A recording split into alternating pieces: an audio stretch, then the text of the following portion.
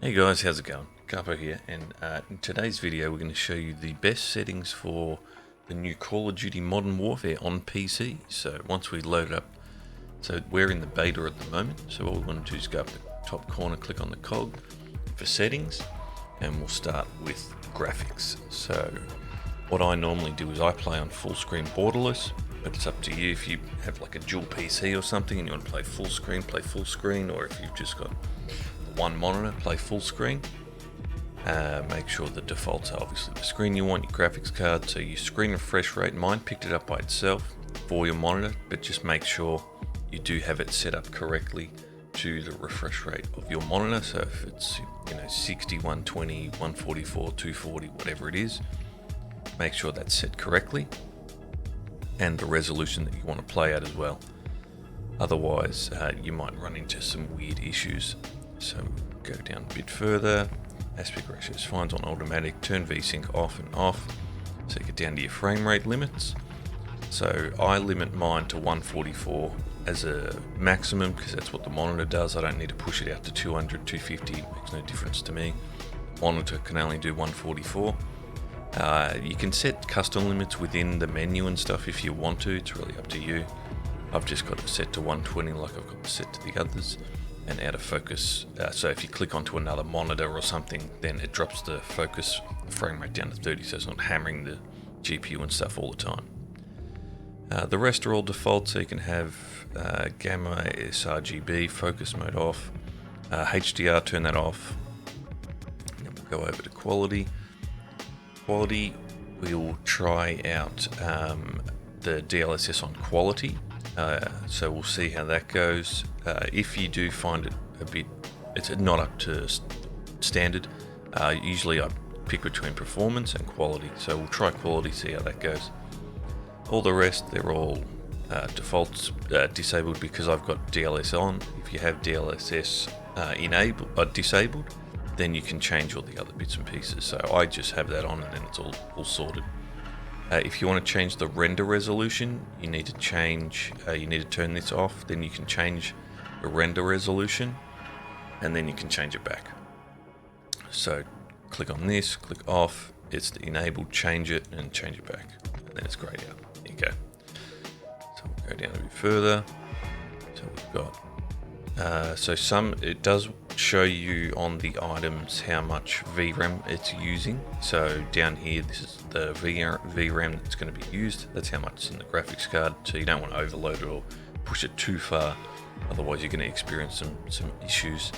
So I've got nearby level of detail high, texture resolution low, high, bullet impact. Some people turn it off because others tend to have try and trick people by shoot a wall or whatever, but I don't know. I like to have it on because then I can see if someone's shot near me.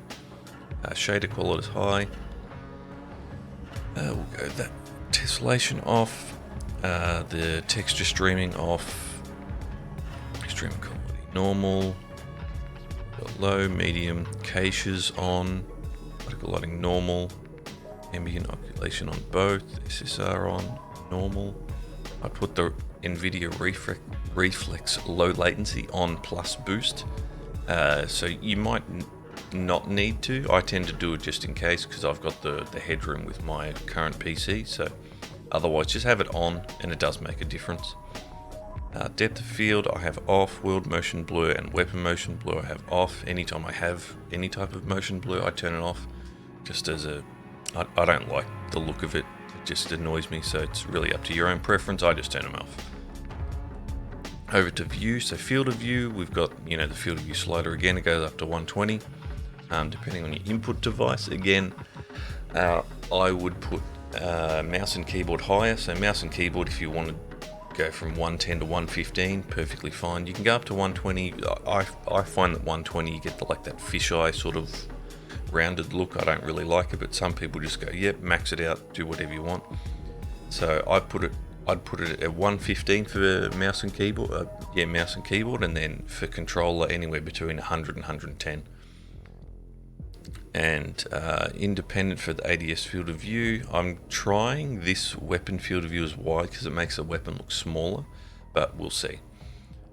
because it might mean that you can actually see more on the screen. The weapon doesn't take up as much. The third person mode they brought in has its own field of view slider, so I just put it up to 90. We'll see how it goes. I haven't played the game yet, but it should be okay, so we'll do that, and then the rest are all defaults. So then we'll go down to the audio. You can really pick whatever you like, whatever your own preference. I use a headset, and I believe the home theater one seems to be a bit better with the audio on the headphones. It's better than the headphones one, and I tried the headphones base. It's okay, but I think the home theater one is a bit better. But you know, try them both, see what you like. It's obviously up to personal preference, so that's fine. Adjust your own sounds however you like. And there's your in-game voice chat if you want to have it on and off, and it'll connect to the lobby when you start. I mute myself. Then you can change your other bits and pieces with the Juggernaut music. I just turn it off, and then if you really want to change your hit marker sounds. Over to the interface. I don't think I changed anything over here. I think it's just still all the defaults. We're going to do color customization. Click on that one. I changed the color filter to 2 and changed the color filter as both. Left that as a default, and then I changed, so if I picked that yellow, so it stands out a bit more. So when you can pick the different ones, that yellow for me, so my teammates, that blue there, so they're a bit more like a fluoro color. And then my teammates, if we're in a party, that green there. Enemies, that red there.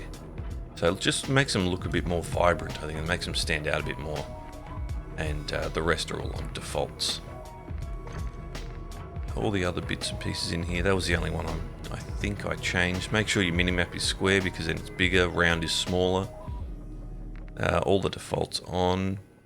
Make sure they're on. Well, I would leave them on anyway. That's fine. You can have your play names, change them if you really wanted to. That's all defaults. I turned the connection meter on. For some reason, it's really big in the beta on the PC. I don't know why it's so big. It used to be, on the PlayStation, it was huge. It was like a giant square. But I didn't really notice it anyway. But I usually turn it on so I can see the stats in game. And I put on the network in-game alerts as well. So if you do have any weird issues going on, you'll see these icons pop up. And then you know something's going on in the background. It's not just you. And I think that's... controller, I don't think I had to change too much on here. I just usually turn the vibration off. And then, yes, the other thing you want to do is, I assume the mouse and keyboard one's the same. Armor plate, just change it to apply all. I put the interact and reload behavior, prioritize reload, so it uses the same button. And I changed it to just auto sprint, not tack sprint, because I find that if I was tack sprinting everywhere, that I'll probably lose gunfights. But again, your results may vary. I think that is everything that I had to do on here. So just make sure the main ones is your refresh rate's correct, display resolution correct, turn all your VSync off, and you want to turn HDR off, because you don't need HDR on with any of that stuff. And change your custom frame rate to whatever you prefer.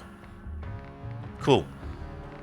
And I will leave it there, so then we'll get some games in. So if you do enjoy the content, by all means hit the like button. If you want to check out the other stuff, I've got some other how-to videos to make your PC performance a bit better as well with Process Lasso, so you can check those out and have fun gaming. I'll catch you guys later. See you guys.